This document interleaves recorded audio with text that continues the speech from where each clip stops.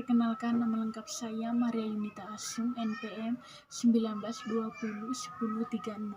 Saya mahasiswa Universitas Katolik Indonesia Santo Paulus Ruteng, Prodi Sarjana Keperawatan tingkat 2 semester 3, Fakultas Kesehatan dan Pertanian. Baik, langsung saja hari ini saya mau menjelaskan materi tentang daur biogeokimia dengan dosen pengampu Pak Yohanes Jakri Eskap MKes. Pengertian dari daur biogeokimia adalah ilmu mengenai suatu hubungan atau ikatan antara lingkungan dengan organisme-organismenya. Adapun beberapa jenis daur biogeokimia, yang pertama daur sulfur atau belerang. Sebagian besar cadangan sulfur yang ada di alam berada di kulit bumi. Sulfur terdapat dalam bentuk sulfat anorganik. Sulfur diredukasi oleh penguapan, merupakan perubahan bakteri menjadi sulfida dan kadang terdapat dalam bentuk sulfur dioksida atau hidrogen sulfida atau H2S. H2S ini biasa mengakibatkan kematian bagi makhluk hidup yang berada di perairan. Pada umumnya, H2S dihasilkan dari penguraian bahkan anorganik yang telah mati. Umumnya, H2S dihasilkan dari penguraian bahan organik yang telah mati. Yang kedua, daur fosfor. Sebagian besar fosfor berasal dari pelapukan batuan fosfat. Batuan tersebut lapuk oleh perubahan cuaca. Fosfor mengalir tanah. Tumbuhan mendapatkan fosfor dengan cara menyerap fosfat anorganik dari dalam tanah. Sedangkan hewan tidak memanfaatkan fosfat secara langsung. Hewan hanya mampu memancarkan dengan cara memakan tumbuhan. Ketika hewan dan tumbuhan mati, akan terurai oleh dekomposesor.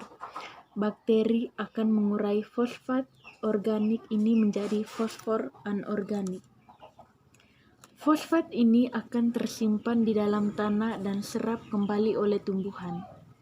Di dalam ekosistem air terdapat daur fosfor. Fosfor yang terlarut di dalam air diserap oleh ganggang dan tumbuhan air. Ikan-ikan mendapat fosfat melalui rantai makanan. Kemudian dekomposer akan mengurai organisme air yang mati menjadi fosfat anorganik fosfat. Fosfat ini akan menjadi endapan fosfor. Tidak dapat dimanfaatkan lagi karena tidak ada arus listrik. Fosfor yang terlarut di perairan dangkal akan terangkut oleh arus listrik sehingga akan menyuburkan ekosistem. Yang ketiga, daur nitrogen. Nitrogen adalah unsur yang paling bahaya di atmosfer. 80% komposisi atmosfer adalah nitrogen. Sekalipun demikian, makhluk hidup tidak mampu mengambil nitrogen secara langsung karena butuh energi besar untuk menyambang. Proses pemecahan energi dibantu oleh energi petir dapat memicu terjadinya senyawa NO2 dan NH2. Senyawa ini turun bersama air hujan, kemudian diserap oleh tumbuhan sehingga menjadi subur. Kemudian terjadi proses amonifikasi, N2 bisa diambil dari fasad makhluk hidup. Berikutnya, siklus daur karbon. Setiap makhluk hidup yang bernapas melepaskan senyawa karbon ke udara, yaitu karbon dioksida. Di udara terdapat kurang lebih 0,03% karbon dioksida berasal dari respirasi, aktivitas industri, erupsi gunung, bahkan kebakaran hutan. Tumbuhan menggunakan senyawa karbon dari udara sebagai bahan baku fotosintesis. Hasil dari fotosintesis menghasilkan makanan yang dibutuhkan untuk tumbuhan itu sendiri dan organisme lainnya.